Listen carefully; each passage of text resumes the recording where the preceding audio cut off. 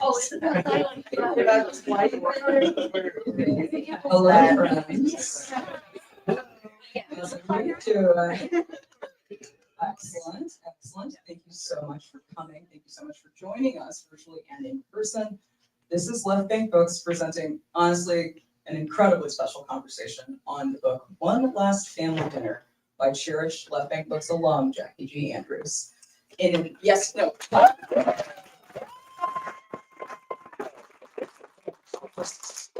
equally special turn of events or conversation partner for this evening is current Left Bank Books bookseller, event specialist, and artist Elena Jove. Let's be done in just a moment. Before we get started, I want to ask if you will allow me to quickly thank you all for participating in this wonderful evening with us. We all want to thank you for shopping local, supporting this event, supporting our store and our foundation. Tonight's event is possible because of that support.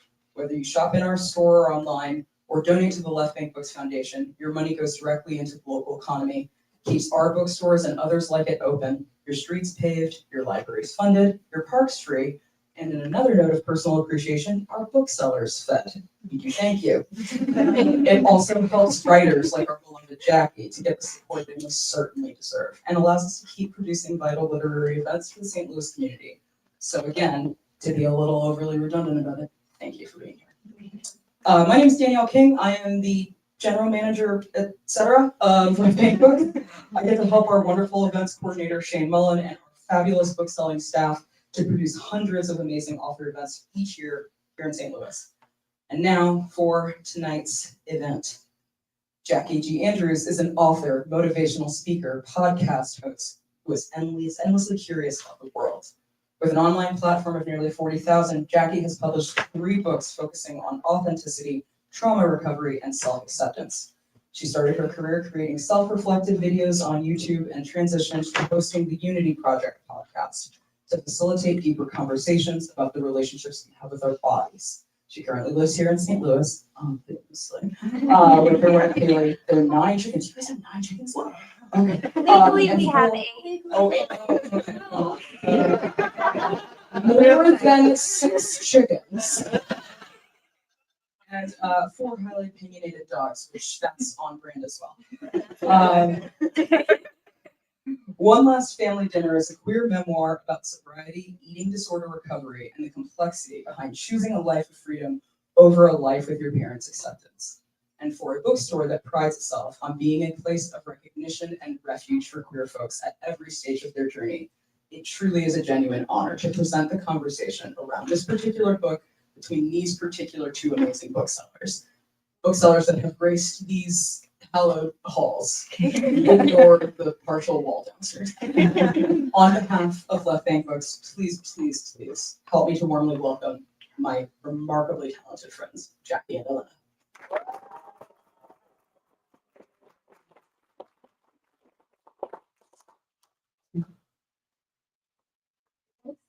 What's up? Oh, hold on. It's my emotional water. I can hear myself, so we're good. Wonderful, wonderful. Well, everybody, let's give one more applause to Jackie.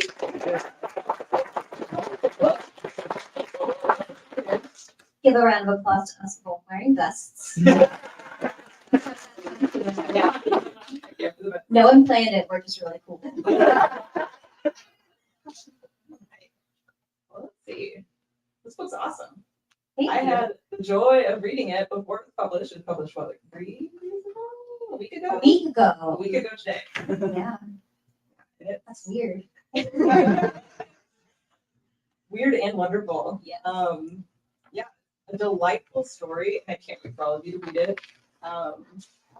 Something I thought that you did so well was balancing the because what you're talking about. You're talking about trauma, you're talking about recovery, you're talking about sobriety. You balanced that so well with being hopeful and also with the love story with your wife. There she is. And I really loved reading it. I had such a good time, cried, obviously. But also like felt really hopeful and felt really like, wow, this is your journey, this is your change and everything. And so I want to know, how did you remember all this? Like, this is like a very specific moment in your life over like 2 years. So what was your process of writing this book? Yeah, so that's a very good question because there's a lot of things in the book that just a lot of really important moments throughout my life that I got to put in this book. And to give a little bit of a background, because I'm not sure if you guys have read or followed or kind of know much of what it's about, but it's about my journey through going to eating disorder treatment in 2020. And yeah, 2020. And so it talks through that and a lot about like trauma recovery and therapy and my experience falling in love with Kaylee, but that was a journey in its own. And so throughout that time, the memory of it has a lot to do with, I think, my journaling process. I used to be like a religious journaler. Like every single morning, I wake up at least an hour before I had to actually get going, and I would have to just process everything down, write everything about my day, everything about how I was feeling. And it felt like if I didn't do that, I was gonna like, I don't even know, my head was gonna explode. It felt really important that I was able to process because I'm an external processor, and in the past, I was really, I think, protective with who I processed with, was really kind of scared to open up to a lot of people. And so in order to get my thoughts out, I put it all down on paper, which was really helpful while writing this book, because then I had a lot of like reference notes. I felt like I almost was like a reporter, and I got to go back and kind of see what was going on. That, and I started writing it at the very tail end of treatment. So things were pretty fresh when I just stepped out of the door. Do you think you're sort of like you said, like you're a religious journaler? Do you think that primed you to be a writer? This is your third book. Yes. Absolutely. So I started journaling when I was 19. It was when I was going through like just some really intense stuff that you read the book to find out. And I was in a way sworn to secrecy about it. And I wasn't supposed to tell anybody what was going on. And so that's when I started writing it down to kind of get it out of my head. And so once I started doing that, that really helped me kind of find a voice. And it felt really empowering. And that snowballed into just giving me a chance to process it differently. And so, one day someone suggested, you ever thought of writing a book? And I went home so quickly that that's the best idea in the world. I immediately opened my computer and wrote my first book, which, what a time, I was 20.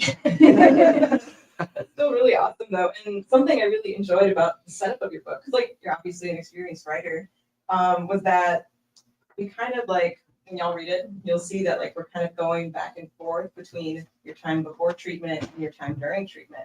And I thought that was just a really interesting setup of a memoir. And what you shared with me over ice cream the other day was that was a decision that you specifically made. Yeah, the structure was, I feel like I knew exactly what I wanted the structure to be pretty quickly. I had this idea in my head, and I was almost just nervous that it wasn't going to make sense to people reading it because, I don't know, basically like it goes back and forth between the events of 2020 and the events of 2019. And I had no idea how I was going to get across to people when and where we were until I was suggested, I think either my editor suggested it or maybe it was Kaylee, because she always comes up with great ideas, to just write the date and place as the chapter header. And I was like, what an idea. Exactly when and where we are. So I was really excited when I got that through. And yeah, it's really fun. I loved getting to kind of explore different structures and stuff. There's a lot of ways you could write a memoir or any kind of book. And I've always really loved books that kind of take you around to different times because they give you, I think, a lot more, I don't know what the word I'm looking for is, like depth, I guess. Yeah, like makes a lot more context in the situation on different parts of your life. Yeah, or dimensional. Dimensional. Words. That's some of them. So one of the things you have in this book that I thought was really impactful was the letter to your body. So it's like kind of in its own page. You said it was part of your promotional material for like suggesting to people to write their own letters to their body.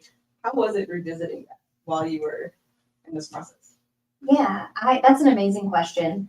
I was thinking about that earlier today, trying to figure out exactly, I don't know, how I do feel. And basically to paint this picture, I think it was day, I'm gonna like look at you to make sure. I think it was day one in treatment. It was either day one. We're like, totally there. Yeah. It was either day one or like the first couple days. And basically, when you arrive at a treatment center, everything that you have is just kind of taken from you, and you're just thrown around to different rooms and offices, and like people are getting blood from you and doing vitals and weighing you and like all this stuff, and it's just a giant blur, and I don't know, it feels like a different universe. And so when I was there on my first day and this therapist comes into the room, like to see me in the community that I was there with, which was just terrifying because the second you walk into one of those places, everyone knows your biggest secret because they're all there for the same thing. So when she came in and she asked us all to write a letter to our bodies and then write a letter back from our bodies to ourselves, I don't know what everyone else was thinking, but I was like, well, what the hell? That was super weird because I had never thought of my body as anything other than just like this thing to be fixed, this like burden, just an inconvenience really. And the idea of thinking of it as something that like needs tenderness or like has, I don't know, just like is actually part of me. It's like this real thing. I never thought about it like that, and it kind of like a switch went off in my head. And so when I started writing this letter to myself, it was so well timed because it really changed the way I looked at my eating disorder. It changed the way I looked at myself because I think a lot of people, I mean, I don't know anymore, but I think I know in the past a lot of people kind of probably get the idea of like people with eating disorders as something more external, something more kind of like maybe see it as something more superficial, something just like they're like worried about the way that they look and they want to be portrayed a certain way, as like they want to look like the people on TV, but it's so much deeper than that. It's a lot of more about like your relationship with yourself and your body. And I don't know. And so when I was asked to write that letter, that was the first time I really explored that. That was the first time I was able to understand how I felt about myself and understand like the disconnection. And it gave me like the bones, I think, for what recovery was going to look like and for what my time in treatment was going to look like. And so revisiting that today, because I just reread it today,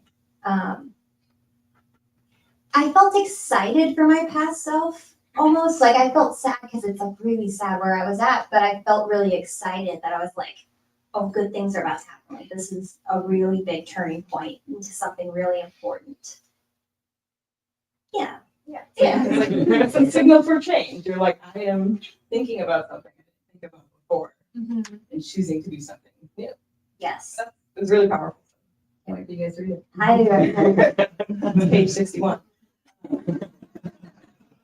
So something that was also throughout your story was the role of animals and their process in your healing and in your treatment. So one of the animals in the story is Petra, this wonderful horse. And as Danielle shared earlier, we have a bunch of dogs and chickens too. 8 chickens. No more than that. Like you're surrounded by animals, and so how do these critters, support you in your everyday life? How did they support you in the past? Yeah, I love that question. A lot of my friends here are from Caravan and know how much I love animals and dogs and stuff. So, and Tori, I know loves dogs so much. Yes, dogs. Don't bring your dog. Anyway, so Petra, the horse in the story, basically Petra was my therapy horse. And back at the beginning of 2019, when I first started seeing that therapist, right before that, I'd sworn off therapy. I was like, this is ridiculous. I had like a lot of really terrible therapist experiences that made me never want to do it again. And so a friend of mine was telling me about her therapist and how she does equine therapy. And I don't think I even knew what that was. But when she told me it involved horses, I was like, what's up, Ben? That's Ben. Sorry.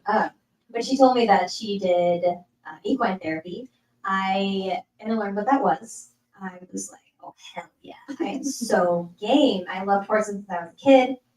And basically what this looked like was that we'd be on a ranch. A lot of the time we did therapy from the round pen, which was just like, I don't know, you probably know what that is, but context. If not, ask Megan later. Poor girl. So we'd sit there and my therapist would be sitting across from me and we'd be reprocessing trauma and reprocessing like things that have happened in the past. And we did this thing called EMDR, which I'm sure you guys know what that is already, but it's just like a way to reprocess trauma. And something really important in EMDR and just in therapy in general is being grounded in where you are right now. And so it was really helpful because if you don't have something that like grounds you, then reprocessing trauma just looks like reliving it and re-experiencing it and re-traumatizing yourself. And it just puts you farther into that place of like fight or flight, thinking that you're still in danger. But if you have something tangible that's like reminding you you're here now, you're safe now, then you're able to reprocess that trauma safely, knowing that the danger is not currently happening, that you're okay. And so having Petra there to do that was just like the biggest game changer for me because I don't know, if you're in an office, you can like think of like a happy place or something. But if you're on a ranch and like, oh, here's a horse, like something that gets all your senses, the smell and the touch and all the things that are so important. And so I'd be going through these EMDR days, which I talk a lot about in the book. And Petra would come, I don't know how, she's just amazing. She would come and she would just start like nuzzling me and like kind of pushing me with her head to make sure like you're still here, right? Like you're still here. And there'd be times when I would sometimes go like nonverbal and not be able to talk. And so I would just walk away and go pet Petra for a while. And it was amazing. And so animals, if you're an animal person, animals are a really incredible tool and strategy to use while processing trauma or just living. This life is scary, guys. I'm just being out there right now. And so my 4 dogs and 9 chickens are very Kaylee's like it's really helpful. It's really, really helpful. I don't know if I answered your question. You definitely did. Okay, cool. Dogs. Dogs, animals, chickens, get them. Yeah. So one of the other major focuses of your book is your relationship with Katie, which is really wonderful and really just beautiful and cute. I was just like, oh my God, there's a love story in here. And the way you described your first meeting with her is like nothing short of love at first sight. It is just so cute and magical. But you do talk that there was like challenges, you know, establishing a relationship while in recovery or heading to recovery. But how was that, revisiting that to write this book? Like, it's you two now, you're two married, which is awesome. Mm-hmm. So like, how was it for both of you to look back into it? Yeah, I love that question because I love Kaylee. There she is. You all know that. I talk about her all the time. So our love story I would say I should write a book about it. Basically did. So yes, you are absolutely correct when you say like love at first sight. We met at a birthday party and locked eyes, and it was just like, whoa, exactly. It was just, I don't know, everything else went away, and I just saw Kaylee and talking way later on once we both like, I don't know, like maybe she likes me. I don't know. Check yes or no. I found out that she had a similar experience. So we went we're both girls. We both are very in touch with our emotions. So we went really hard to conversations like really quickly. And that was really amazing. But then towards the end, because we met in September of 2019, and I was told I needed to go to treatment in November of 2019, November/early December. And I freaked out because I'm like, there's no way this is happening to me. That's not a thing. If this is a thing, that means that things that have been hard are real. And I just freaked out and shut down and didn't want to talk about it. And so I ended up breaking up with Kaylee, which was so sad. Everybody go, oh.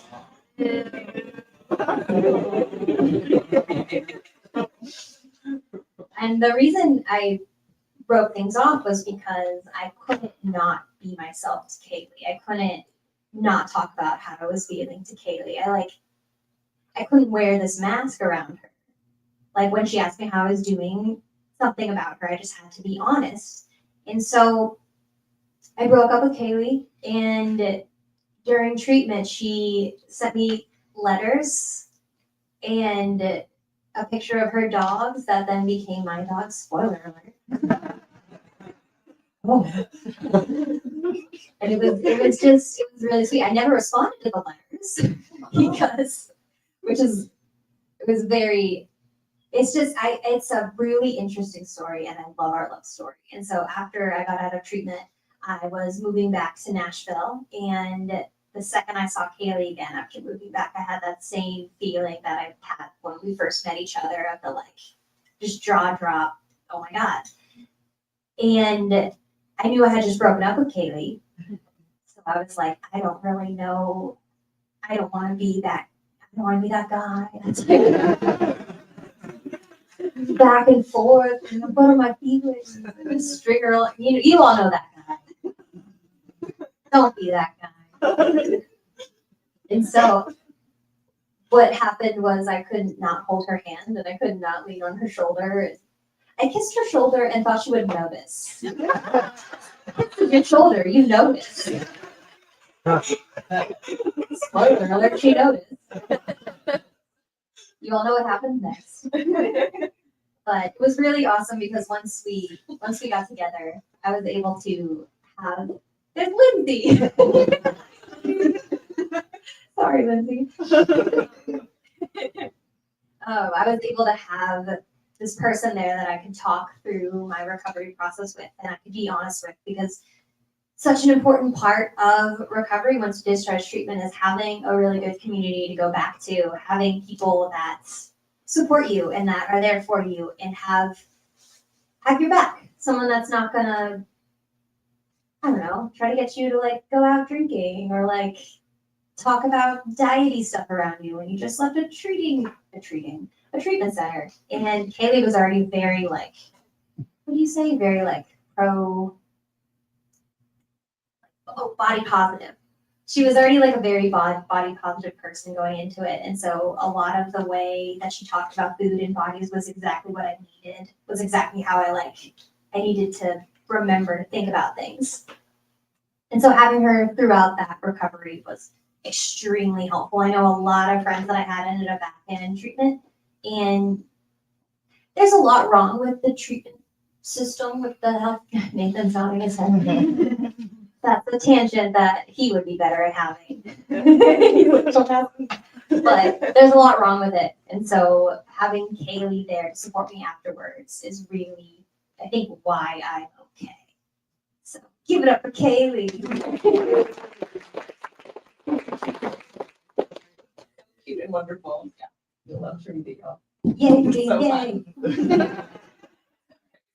My next question is, we talked about this over ice cream the other day, but grief and loneliness is a common source, side effect, of addiction and self-abuse. You, throughout the book, talk about some of these larger griefs that you have, these big traumatic moments or these grief with your parents. And there was one part of the book where you're describing, I don't remember what exactly you said, but you described the feeling of being at the bar, surrounded by friends, but feeling so alone. And how did you navigate friendship outside of the party? Once the party's over, how do you find friends after you got out of treatment? How did you build your community? Yeah, that's an interesting question because I don't know if you guys caught the timeline, but it was 2020. And so I went to treatment post COVID and I came out of treatment. Or no, sorry. I went to treatment pre-COVID and then COVID happened while I was in treatment. So imagine you're just like with me. Just imagine a treatment center full of very, very like emotionally raw people, and then all of a sudden a global pandemic and no one knows what to do. It was a mess. After I discharged, we were in the pandemic era, and so life looked different in general. We talked a lot about this the other day at ice cream. Ice cream's so good. We're gonna go to Jenny's. Not sponsored by Jen. After party is So anyway, sorry. Coming back into the world during the pandemic, hanging out with people already looked really different. That was an adjustment in itself.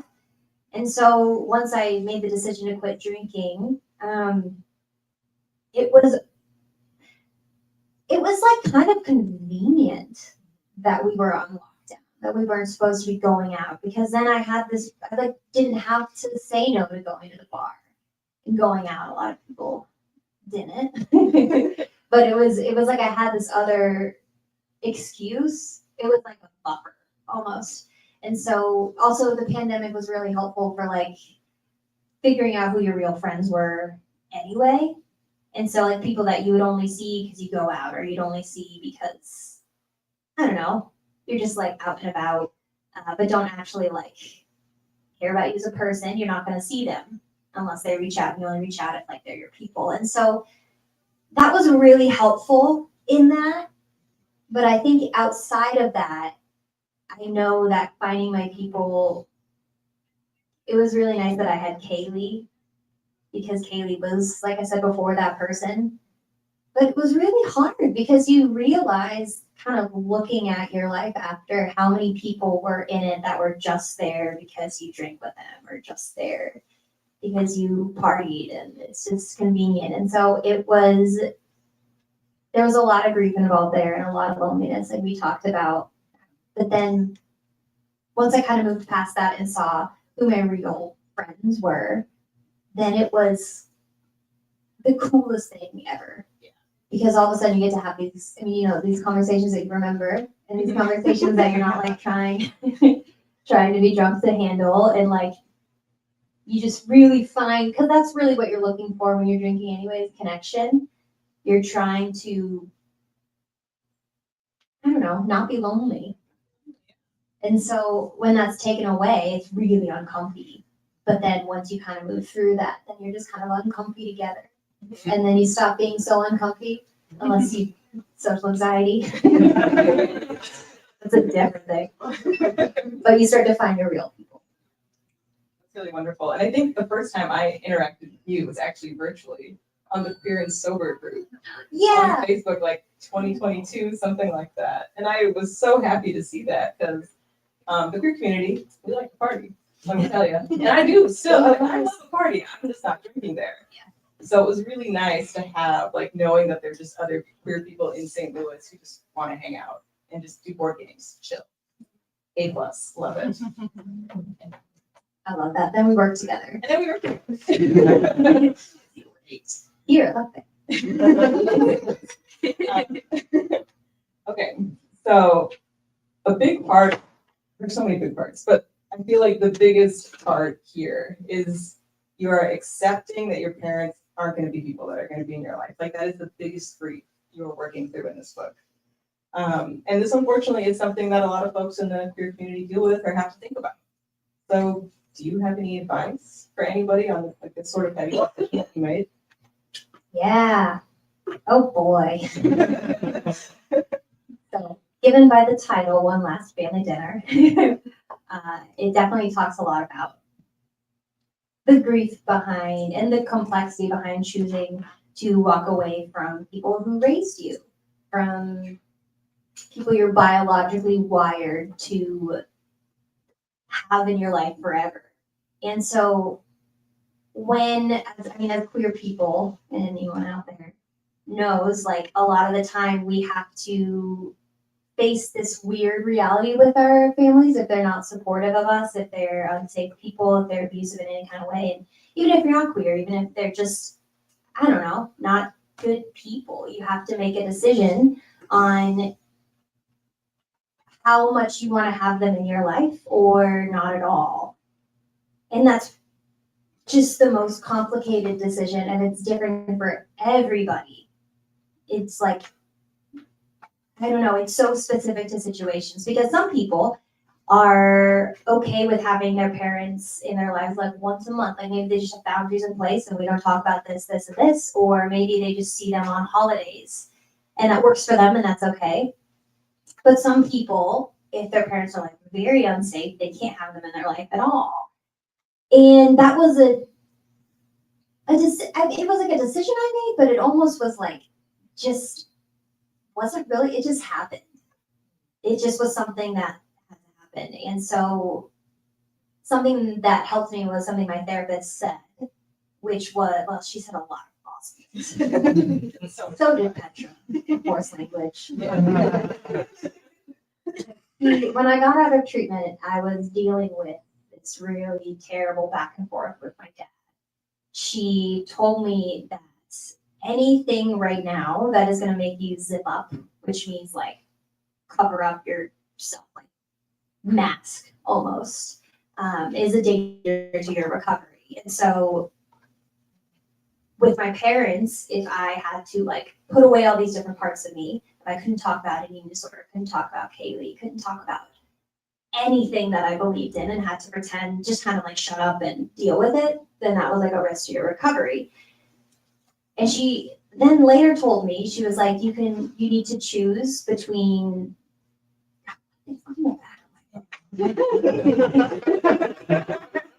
what would funny. It's also here. What would it be like to choose myself over who my parents want me to be? And so it's like, yeah. And so it's just choosing if you want to have this full, free, beautiful, wonderful life, or a relationship, or if you want that, or a life with your parents' acceptance, or a life with a relationship with your parents. And a lot of people can have both, because a lot of people can have safe boundaries in place, but some people can't. And I don't know, it's really scary. And so for anyone who has that issue, advice, I guess just no family could be chosen and found. Like Kaylee and her wonderful family have just brought me into their family. I mean, we got married, so I'm here. They love me. But also, like, if you don't get lucky enough to get brought into the Andrews family, you can have found friends as family or extended family, or I don't know. There's a lot of places where you can have that belonging that you need from your family. And it's hard because nothing can really replace that. Like, I'm always, no matter what. I was even like, I don't know if this is going to make any sense, but I'm going to try to say this if it makes sense.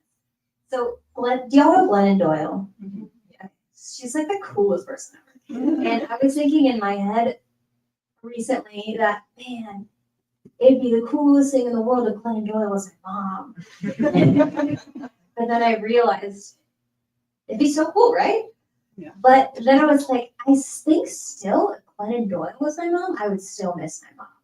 Like, because it's your mom. And so I think just knowing that that's normal, and you're not the only person who's going to feel that way, and you might always feel that way, and you're not failing if you still feel that way. I think that's really helpful. And going to therapy, especially if your therapist has a horse. Okay. This was your third book, which I already mentioned, but I'm still like blown away. And your last one was also a memoir. But do you have more parts of your story that you want to tell, or do you have some other projects on the horizon?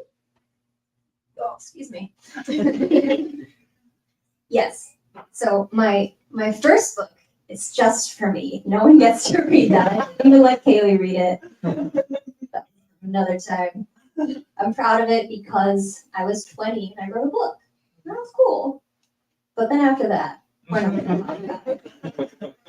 My second book I'm still proud of. It's called Finding Home. And I think now we were talking before, my real big dream is to be able to write fiction. As a reader, I'm obsessed with fantasy, but more so just like a book with like a piece of magic in it. Just like some kind of, and I know there's probably a term.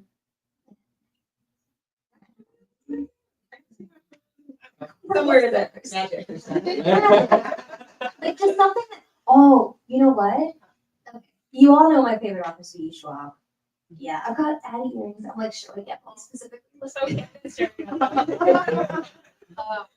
She says that she loves books that don't make you wonder if magic is real, but start to doubt that it isn't. Oh, that's awesome. Isn't that cool? Words. She's so good. I have her books too. And so I feel like I want to write books like that. Me and Kaylee have a project that we're working on. It's a fiction book. It is it's very much just starting.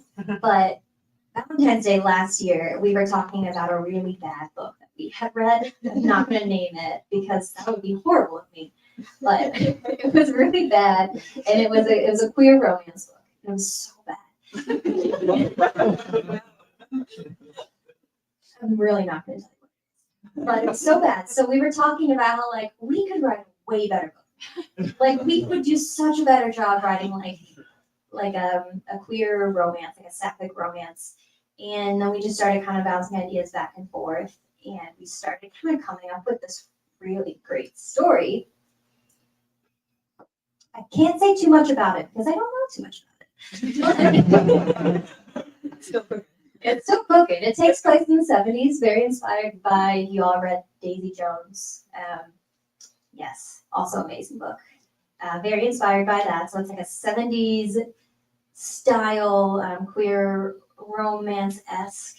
That's just really cool. And the people are really cool in it. That's all. That's the hope, is to do more fiction and fantasy and stuff like that. That's awesome. I cannot wait to read it. Me too.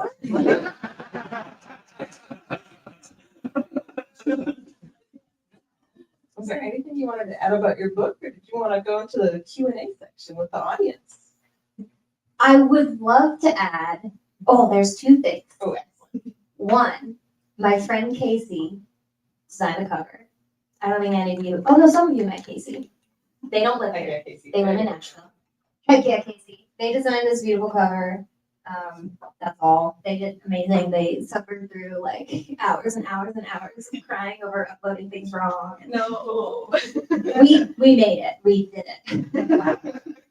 And then also, when last week, me and Kaylee and Megan were at Samantha Shannon's book event. Has anyone read Samantha Shannon? Oh my God. She's awesome too. One of my favorite authors, and she did a signing line, and I didn't think she was going to do it. I was like, there's no way, she's way too big for this. But she did, and I got to give her my book, and I kind of blacked out a little bit.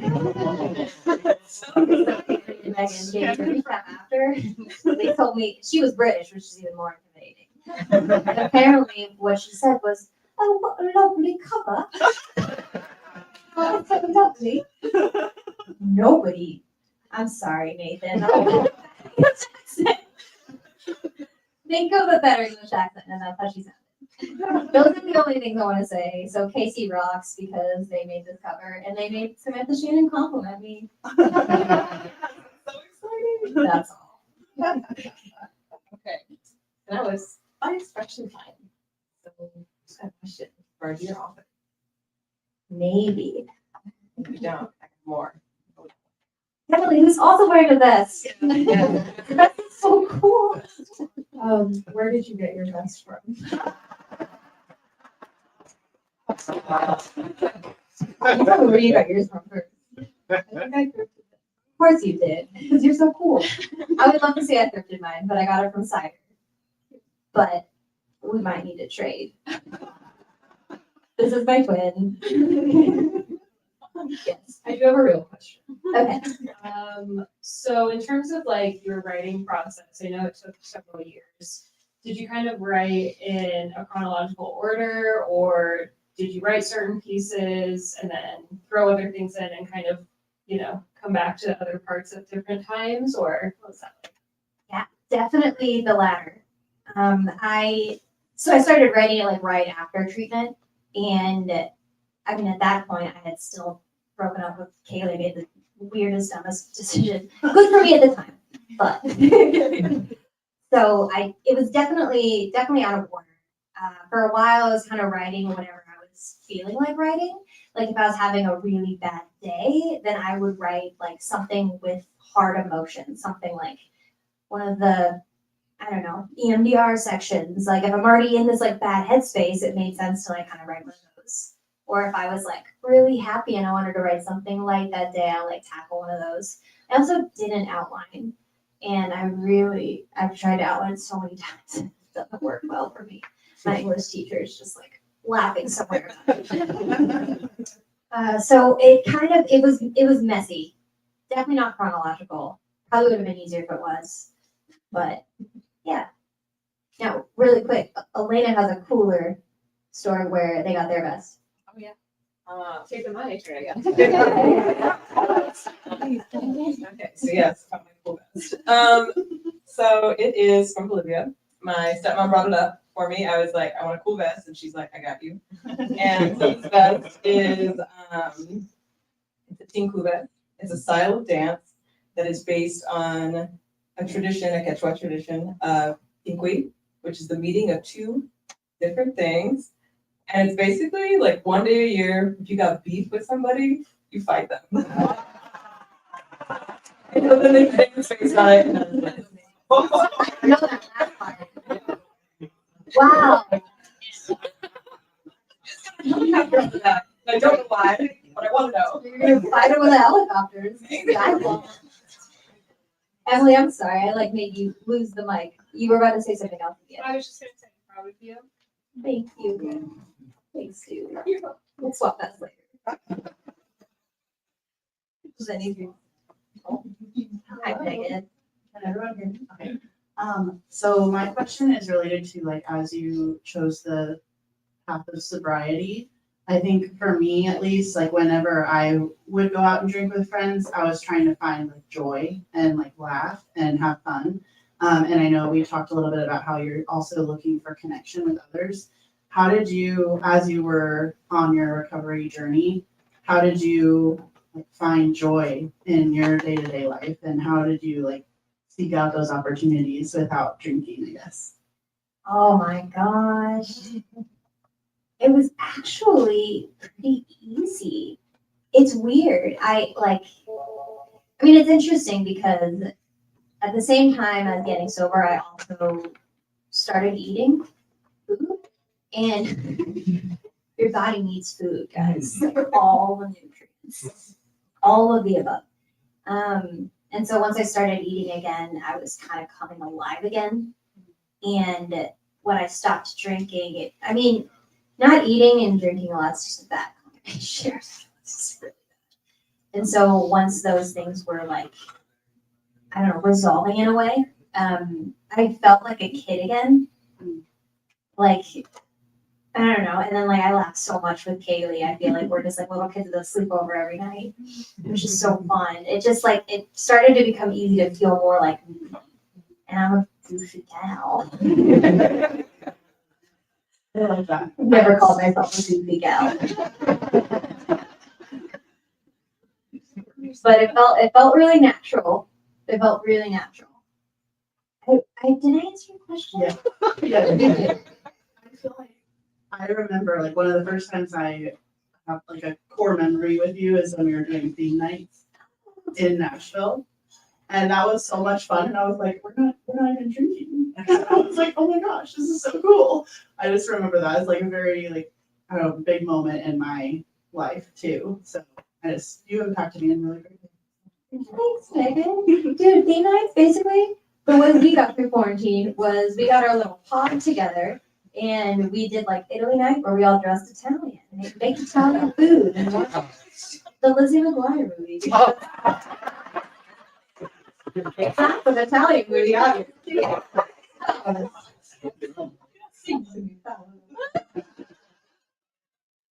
And other nights. Princess stuff. We did a Genovian night. We made tea cakes and sorry. Anyway, any other questions? Oh. Can you hear me okay? Yes, I can.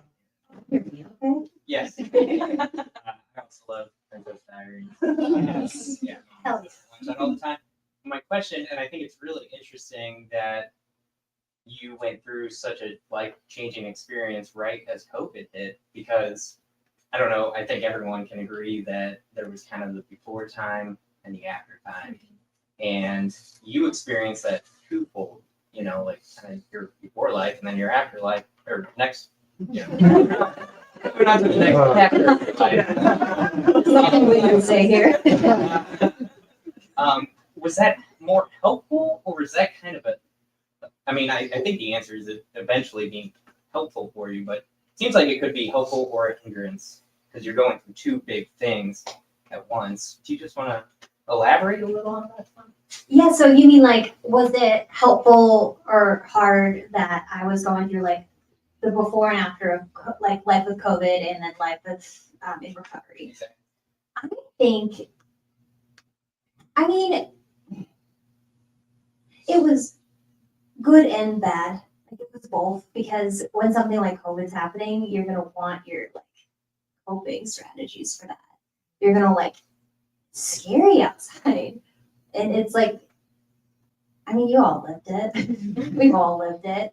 So it was hard because, especially in treatment, because these like very essential coping mechanisms that I used often, like drinking and an eating disorder and running however many miles, they were taken away from me. And so I had to like sit with it and just deal with it.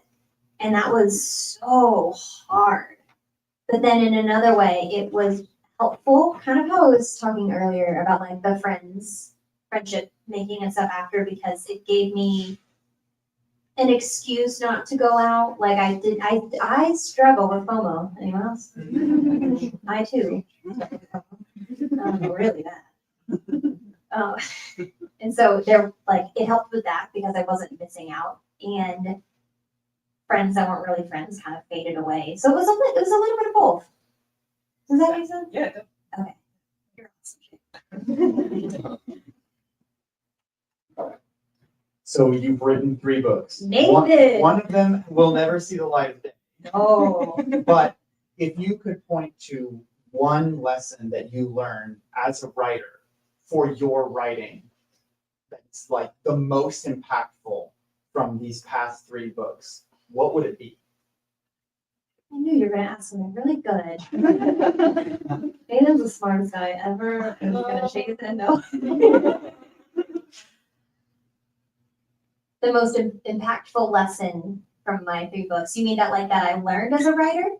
That I learned as a writer. Okay. I think I learned that I could believe in myself, that I could take myself seriously. Like, I don't know. I was told one time that not to call myself, like well, it's a long story, but I was told once not to call myself a writer after I had written 2 books. I know, right? Scoff. And that came from a person who I like respected a lot as a writer. And so it really just got to me. And so I think the biggest lesson throughout all that is that like I am good at what I do. And I can thank you. I can be proud of that. Yeah. That's the thing that I think sticks out. There's probably more later. Playful and stuff.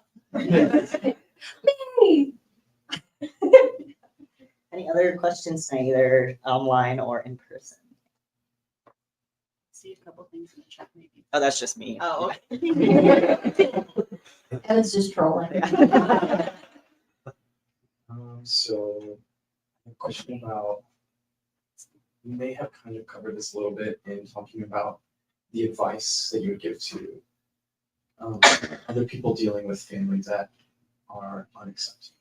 And so my question is, because I don't want to ask you a question to divulge your secrets in the book that I wouldn't read, but as someone who is currently navigating my own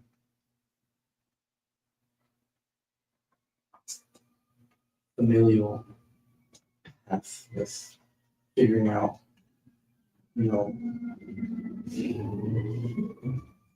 if these people will be in my life in the future. I'm looking for stories from people who can enlighten me. And I'm just curious if will I find that kind of like, is there in detail of just kind of, or at least, I don't know, it's this question, but is that an integral part of this, like the title of your book, One Last Standard There, like the how, like that's what I'm curious about, it's like, so anyway. Yes, that, well, first of all, thank you so much for sharing that and for asking that question. I think there's a lot of us with this story, with this experience. And I'm sorry that you're having to go through that right now. There's nothing I can compare. I think the therapist, of course, she talked about it like, as if it's like you're grieving parents that are still alive. So how do you do that? It doesn't make sense. And so she said to think of it like, she probably got this from someone else, but she said, like, think of it like a bunch of little funerals almost. To answer your question, yes, that's most definite. Hold on. That is most definitely part of the book. That is an essential part. That's probably, like, it's about sobriety and it's about recovery and stuff, but like the heart of it is the thing with my parents. So I hope, it's my story with it, and I'd love to talk more if you just want to like be friends. I'd love to chat if you want to share more of your story, and I can tell you more that's not in the book and stuff, but you'll definitely find a lot of that in there. Does that answer your question? Okay. I love your earrings, by the way. Oh, sorry, we passed. Hi, I'm not sure if you realize how brave you are sometimes and it's inspiring to people like science for 30. Thank you. So in that vein, and then also the family dynamics, how did you overcome the vulnerability it requires to share your story, especially obviously like your intimate family dynamics and like the shame, I suppose, probably around like, that you're not part of family, and how that relates to, I guess, your ex or your extended family. So to me, are they part of all of this, or did you like worry about their reaction to you kind of like opening the kimono or whatever? Let's talk about make sure I'm understanding right. You're asking how my extended family kind of. Well, how you faced that or like overcame that, like this was more important, and I guess more. How would you inspire somebody to accept that challenge, because it obviously is rewarding and you're glowing and everything. So I guess if you were gonna say like the advice to somebody who is resisting like facing a dragon because they're just worried about the reaction. Step 1, get a vest.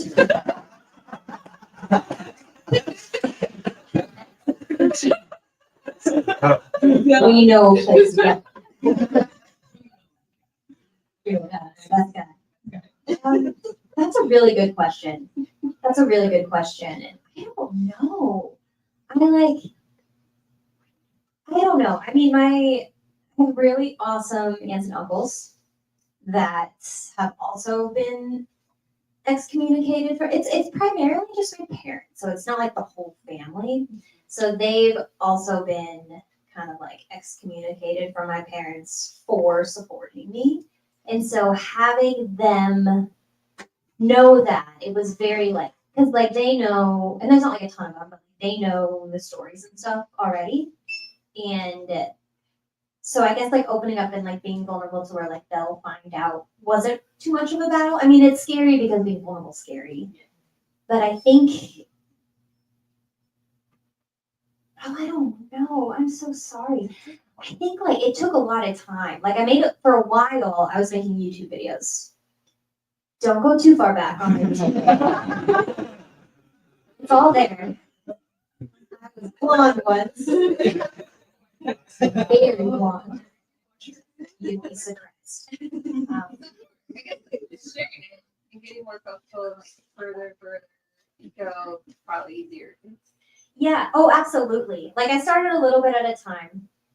And then once I started, I think making the YouTube videos, I started to get a little bit more, not numb to it, but in a way, like it just became more normal. And so doing that, posting on social media, I don't know. The more I did it, the easier it got. I'm so sorry. I'm butchering the answer to your question. It was a really awkward question. Oh, awkward. It's not awkward. It's just a hard one. It's a I hard would one. say, I guess I'm asking because you are so inspiring and I know that you're going to light up the world and that is probably one of a lot of people's biggest hang-ups is right, like overwhelming judgment that can come from who knows anywhere in your life that you're afraid of. I think now that you're kind of saying that, I think a big part of it, and this might be a given, but it's like having your core group of people there with you through it, especially with like the judgmental part, like having people that if you ask them, can you remind me who I am? They'll be able to remind you who you are. And they'll remind you that like what you're saying matters and you're okay. And even to just like validate your feelings and your memories. A lot of not that betrayal, but like to just validate you. I think having a really core group of people. Okay. That's better. That's beautiful. Thank you. Yay me. I have a question. Along your sobriety journey, do you think that you found it a lot easier to connect with your queerness and you found kind of like a new element of being queer because you weren't out drinking anymore? It's a great question. I've never thought about that before. Well, I know the first year I came out, I mean, anyone who's ever come out of the closet knows it's like a second adolescence. All of a sudden, oh my God, I'm allowed to go on a date with a girl. What? I don't have to pretend to like the person I'm talking to. You don't. So that was, I mean, I think after I started my like sobriety journey and stuff, I think a journey like that, you just get to know yourself more. You start to kind of be yourself for the first time, not this like other person. And so, yes, I guess like the answer to that would be 100% because like queerness was like a part of my identity and like that looks different for everybody. And so like finding out, I guess exactly what that means for me, letting myself be in a relationship for the first time for real, that definitely helped me because it was just like a lot of self-discovery. I think I talked about this with you, probably. I talked about this definitely with you. Sorry to point you guys out.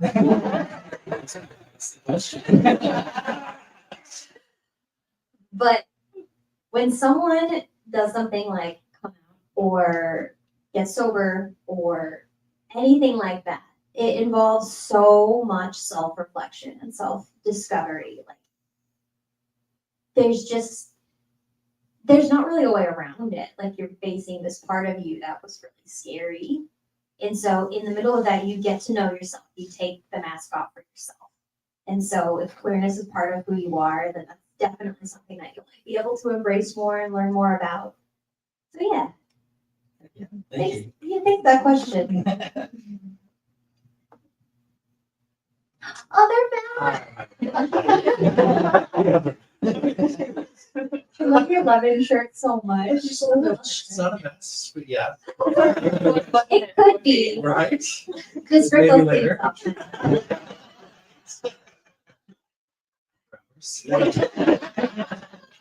Back on track. So, if I recall, you had somewhat of a religious upbringing as well. Yes. So, and I think we've also kind of maybe skimmed this topic before, but like, did you struggle like with that journey on your religious journey, like on yourself coming to terms with being gay and your journey on coming out? Did you also have kind of a battle with your upbringing, with your religious influence on that? Yes, absolutely. So it was that, oh my gosh, yeah. We could go for hours about that. If I was gonna write another memoir, it'd be about that. Like 10 out of 10. I struggled a lot because growing up with a religious background, I was told like that's wrong. And a lot of people have that kind of background, kind of familiar with the like internalized homophobia and stuff because of that. And then, like pray it away and like this can't be a part of me or I'm gonna go to hell. She double hockey sticks, like all the things. And so that was like the biggest part of like denial for me. And when I decided I wanted to come out, about a year before I came out, my sister came out. And so I wasn't even affirming yet. Affirming, everyone probably knows what that means, but if not, it's like a term in religious circles of like whether or not you think being gay is a sin. And so I wasn't even there yet because I was too scared to even look at it, to even have the conversation. And so when she came out, I realized I have to get there. I have to get there.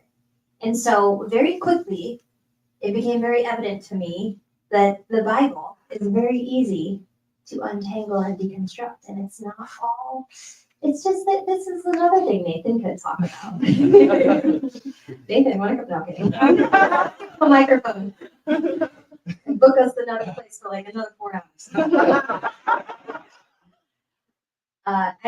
So it became very easy to realize like, oh, that's not what that means. And oh, that's not true. And the first book I read where that became very simple was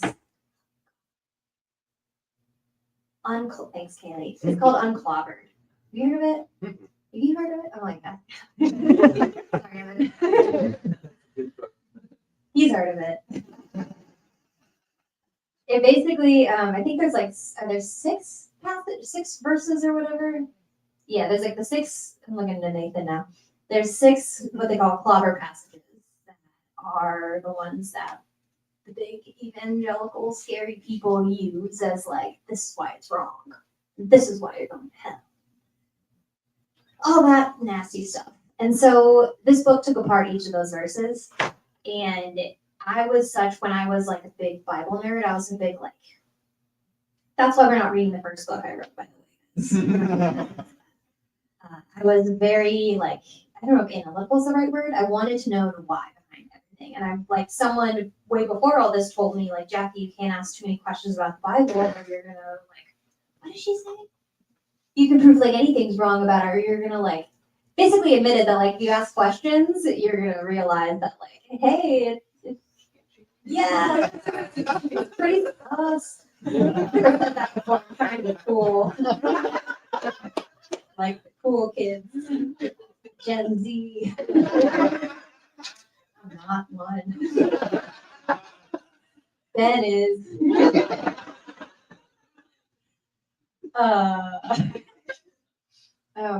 Anyway, reading that book, like the chapters, pulling apart those verses, it became very clear to me that like there's ulterior motive behind people wanting those to be seen as reasons against being queer. And so I think for me, it was pretty quick. I don't know why. I thought it would have taken longer, but it was very quick when I read that. I was like, oh, well, that's a bunch of BS. Like, that's just, what the hell? Like, I felt lied to. I felt like tricked. It was this weird experience of like, I was so in it and I just felt really lied to. And so when I realized that and I started to realize like, okay, I got really loud affirming, like really loud. And started like fights about it and lost friends over it, but I wasn't out yet. I still was like, y'all can be gay, but I'm not. I'll support you through it. And then one day I realized I was.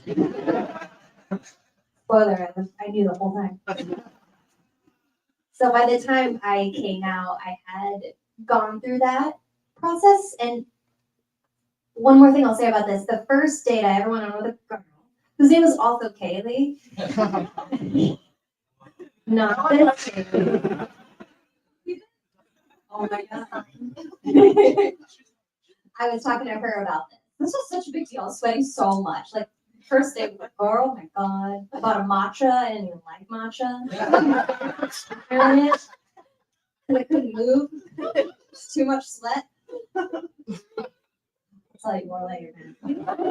I was talking to her about this, and I was telling her how like I felt like all the pieces just fell on the floor in front of me, and I'm trying to figure out how to put them back together, like the pieces of like my like religious past. And I really wanted to put them back together, and she said, maybe like you just learn to be okay with leaving the pieces on the floor, like build something new, basically. And so I was very against that at the time because I was determined to put this back together somehow, exactly how it was, and be okay.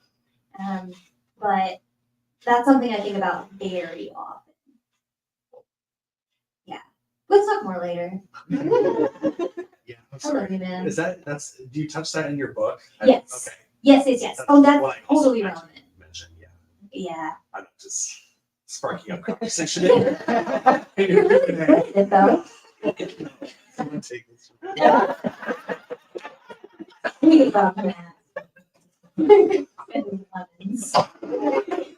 Got time for maybe one more question if anybody has one. No one wants to close down the show tonight. No one wants to be the last. Well, let's give one more round of applause to Elena.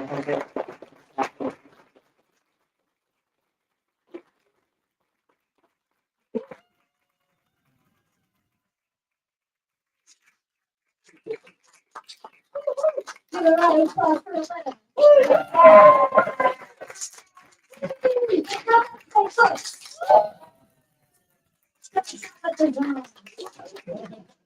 And thank you all so much for joining us tonight. We're gonna get some book signs, so if you don't have yours yet, please go get one, support Jackie. Go get a second one if you already have one. I also I didn't ask you beforehand, but I can take it down real quick, but I put a little link to Elena's Instagram. We're gonna have some really amazing art if you wanna check that out. Because we don't have anything to store right now. But they're amazing too. So thank you all so much for joining us tonight. We'll get some book signed and have a good night.